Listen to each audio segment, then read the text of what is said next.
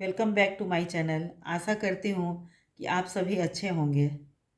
आज मैं एक ज्ञान की कहानी सुनाने जा रही हूँ। नकल करने का अंजाम। किसी गांव में एक बहुत ही गरीब किसान रहता था। किसी समय में वह किसान बहुत अमीर हुआ करता था। जब वह अमीर था तब भी और आज जब वह गरीब है तब भी वह लोगों की बहुत ही मदद करता है। वह जितना भी हो सकता वह लोगों की मदद करता था।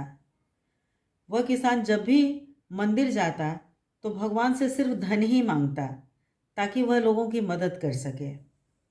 इसी तरह काफ़ी समय बीत गया और एक दिन जब वह किसान सोया हुआ था तो उसे सपना आया कि कल तुम्हारे घर एक साधु आएंगे और तुम एक डंडे से उनके सर के पिछले हिस्से में स्पर्श कर दोगे तो वह सोने के बन जाएंगे। इस तरह तुम एक अमीर आदमी बन जाओगे और तुम लोगों की मदद भी कर सकते हो। ऐसा सुनकर साधु ऐसा सुनकर वो किसान सो गया और दूसरे दिन सच में ही उसके यहाँ एक साधु ने दस्तक दिया। किसान ने अपना दरवाज़ा खोला और साधु के अंदर आते ही पहले से तैयार किए हुए डंडे को उसने उसके सर के पिछले हिस्से में स्पर्श कर दिया और जैसे ही उसने उनके सर के पिछले हिस्से में स्पर्श किया, साधु पूरा का पूरा सोने का बदल गया, सोने का बन गया वो। और यह सब एक नाई देख रहा था। वह नाई किसान के घर पर उसके बाल काटने के लिए आया था।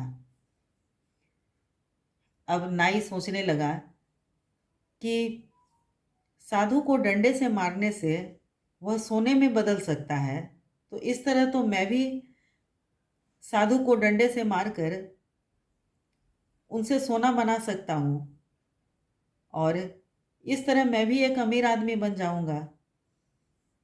और किसान ने तो सिर्फ एक साधु को डंडे से मारकर सोने का बनाया है और मैं तो बहुत सारे साधुओं को डंडे से मारकर सोने का बनाऊंगा और मैं बहुत अमीर आदमी बन जाऊंगा। ऐसा सोचते हुए किसान ने कुछ साधुओं को अपने घर भोजन और दान के लिए बुलाया। साधु भी परेशान कि यह नाई आज तक कुछ भी दान में नहीं दिया, यह हमें भोजन भी करवाएगा और हमें दान भी देगा। लेकिन दूसरे दिन एक निश्चित समय पर सारे साधु नाई के घर पर पहुंच गए। नाई अपनी पहले से पूरी तैयारी कर रखा था।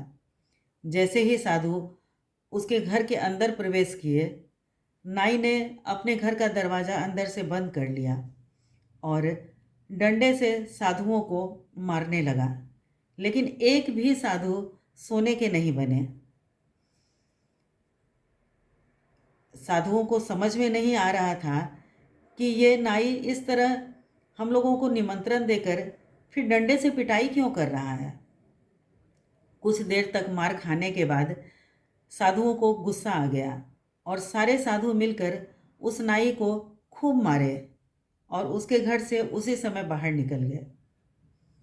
तो दोस्तों, हमें इस कहानी से यह सीख मिलती है और यह ज्ञान मिलता है कि हमें कभी किसी की नकल नहीं करनी चाहिए और कभी कुछ ज़रूरत पड़े तो हमें बातों को, चीज़ों को बहुत अच्छी तरह समझना चाहिए, परखना चाहिए।